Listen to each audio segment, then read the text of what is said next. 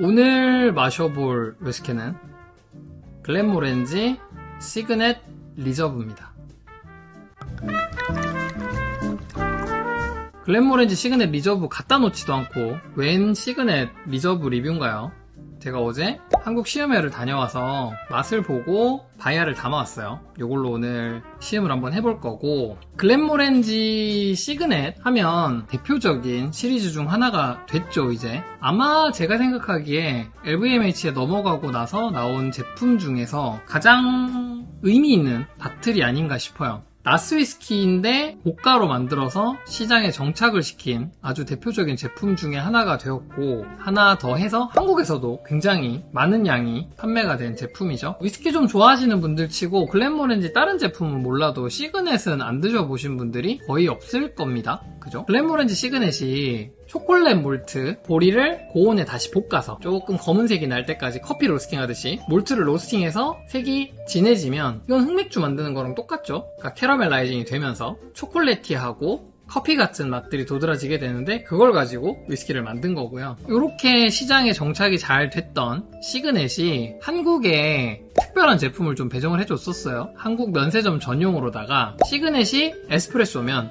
이거는 훨씬 진하게 뽑은 리스트레토다 하는 의미로 조금 더 진한 초콜릿 풍미를 가지고 있다는 컨셉을 가지고 리스트레토를 국내에 발매를 했고요. 시그넷이 사실 한국에서 진짜 인기가 많았던 이유 중에 하나는 중문 특산품이었기 때문이에요. 사실 얘가 뭐 국내 판매되는 가격 한 30만원에서 40만원대로만 팔렸다면 지금처럼 인기가 많진 않았을 것 같아요. 시그넷 리스트레토는 면세점 한정으로 399달러에 팔았죠. 그래서 2008년에 나왔던 글렌모렌지 시그넷을 드디어 라인업 확장을 시작한 거죠. 시그넷을 좀 더 변형해서 버라이어티를 만들어 보겠다. 자, 그래서 여기에 있는 시그넷 리저브가 드디어 새로운 제품이 나왔어요. 원래 있던 시그넷에서 1년 정도 페드레메네즈 캐스크에 추가 숙성을 해서 나온 제품이고요. 요즘 글렌모렌지 가격 책정하는 거 보면 진짜 엔트리 라인업은 가격이 너무 괜찮은데 고가 라인업들을 진짜 너무 비싸게 풀어요. 어떤 23년 아즈마 마코토도 거의 뭐 1000파운드를 넘어서 버렸고, 아니나 다를까 이번에 나온 시그넷 리저브도 영국 가격으로 345파운드, 만만치 않은 가격으로 나왔죠. 오늘은 병에서 볼만한 스펙이 없어요. 글렌모렌지 시그넷은 로스팅한 몰트, 버번 캐스크, 올로로소 쉐리 캐스크, 그리고 버진오크, 리스트레토도 마찬가지고 이렇게 만들어진 캐스크 중에서 일부의 좋은 캐스크들을 선별을 했대요. 그 선별된 캐스크를 페드레메네즈 캐스크에다가 1년간 추가 숙성을 해서 나온 게 여기 있는 시그넷 리저브고, 똑같이 알코올 도수 46도, 버번, 올로로소, 버진오크의 다음 PX 피니시를 한 거죠. 자, 일단 색상을 먼저 보시면 지금 시그넷 리저브가 그냥 시그넷이랑 비교해도 압도적으로 진해요. 그러니까 좀 차이 나죠? 이쪽이 시그넷, 이쪽이 시그넷 리저브. 자, 시그넷 향 보면 처음 마셨을 때도 그렇고 지금도 그런데 초콜릿이나 커피 같은 느낌의 감동은 향보다는 맛에서 더 있다고 생각하거든요. 향은 은은하게 초콜릿 커피 같은 느낌이 깔리기는 하는데 저는 버번 캐스크 느낌이 훨씬 먼저 들어와요. 근데 그 터치가 다른 바를 만들어내는 거지. 커피향 많이 난다. 근데 저는 버번캐가 먼저 잡히고 커피향까지 났어요.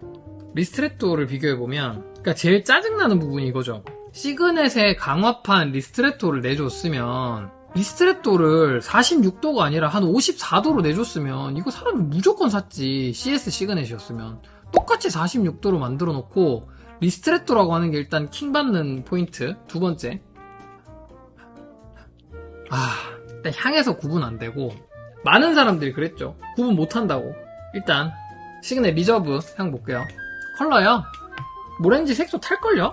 제 댓글에도 이제 그런 부분들이 있어요. 색소 탔는데 뭔 컬러 비교를 하고 있냐. 색소는 어느 정도 잡으려고만 타는 거지, 막 색깔이 연한 위스키를 진한 색이 갈 때까지 색소를 쓰지 않아요. 기본적인 큰 틀에서는 색상 차이가 이 정도 나버리는 거는 그냥 차이 나는 거예요. 예를 들어서 얘가 PX 캐스크 숙성을 했어. 근데 색깔이 똑같이 나왔어. 그냥 시그넷하고. 그러면 거기다가 야 이거 이러면 안 돼 하고 색소를 막 타서 이 색을 만들진 않는다는 거예요. 그래서 색소를 타는 증류소라고 하더라도 색소 타는 증류소에서 색 보는 거 모임, 뒷면에 색소 다 적혀있는데 병신? 이렇게 말하시면 안 돼요. 자, 향 볼게요. 얘는 향 맡자마자 아무 말 안 하면 쉐리 위스키. 진짜 그냥 쉐리.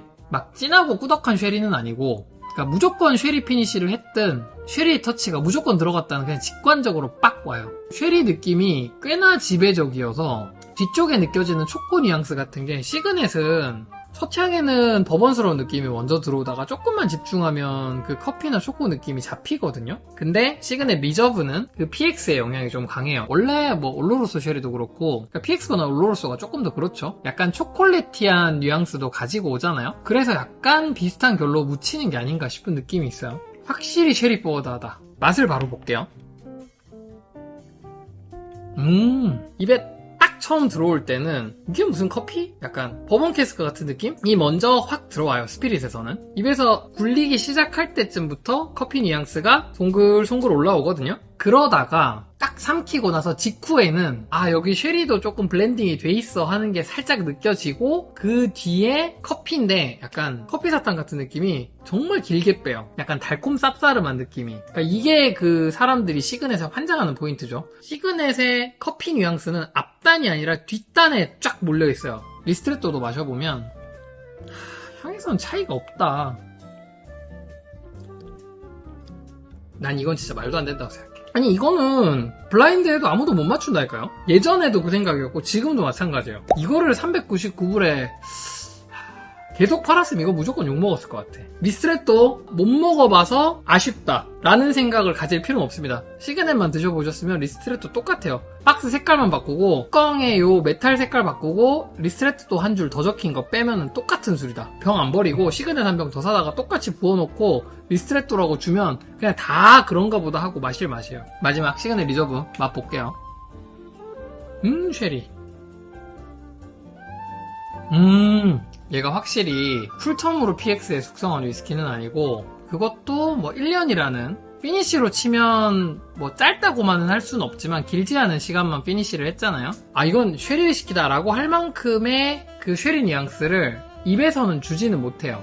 근데 처음에 들어오면 아 PX가 먼저 들어오긴 하는데 쉐리 위스키다? 라고 말할 정도는 절대 아니에요. 입에서는 좀 버번 캐스크 느낌도 있고 시원한 상큼함보다는 고소하고 좀 토피 같은 바닐라와 엮이는, 이건 아마 버진오크 사용의 영향도 있겠죠. 그런 느낌이 먼저 오다가 급속도로 이 맛이 그냥 다 커피로 또 한번 확 뒤집혀버려요. 여기서 다시 한번 느끼는 게 시그넷 리저브건 그냥 시그넷이건 시그넷의 진짜 강점은 뒤쪽으로 빼는 피니쉬에 그 커피 뉘앙스가 다 몰려있는 게 특징인 것 같아요. 그래서 이 시그넷도 PX 피니쉬를 한 게 앞단에서, 그러니까 향에서는 굉장히 지배적이고 입에 들어왔을 때 팔레트에서는 어느 정도 영향력을 보이다가 뒤쪽으로 가면서 극도로 커피 뉘앙스가 쫙 올라와 버려요. 제가 어제 시음회 때 이거를 마시고 이 위스키에 대해서 뭐라고 평을 했냐면 아수라 백작 같은 위스키라고 제가 평을 했어요. 앞뒤가 다른 술이에요. 쉐리 피니쉬를 한 글렌모렌지와 글렌모렌지 시그넷 두 잔을 합쳐서 같이 먹었는데 앞에선 쉐리 맛이 나고 뒤에는 시그넷 맛이 나는 느낌이에요. 굉장히 재밌어요. 뭐 46도 치고는 향의 볼륨은 나쁘지는 않은데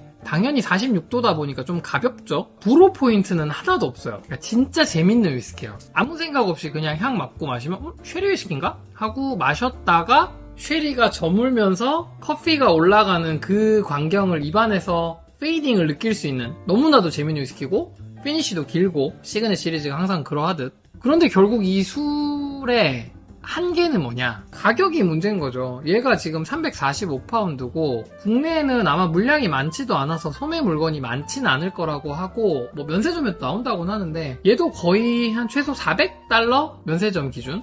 국내로 들어오면 60만 원이 넘을 건데 그냥 이 술 자체로만 보면 괜찮고 재밌는 위스키인데 이걸 살 수 있는 돈이면 345파운드면 보인 핸드필 뭐 보모 핸드필 이런 거 골라서 사죠. 그거를 먹었을 때 볼륨과 감동을 얘가 대체할 수 있을까?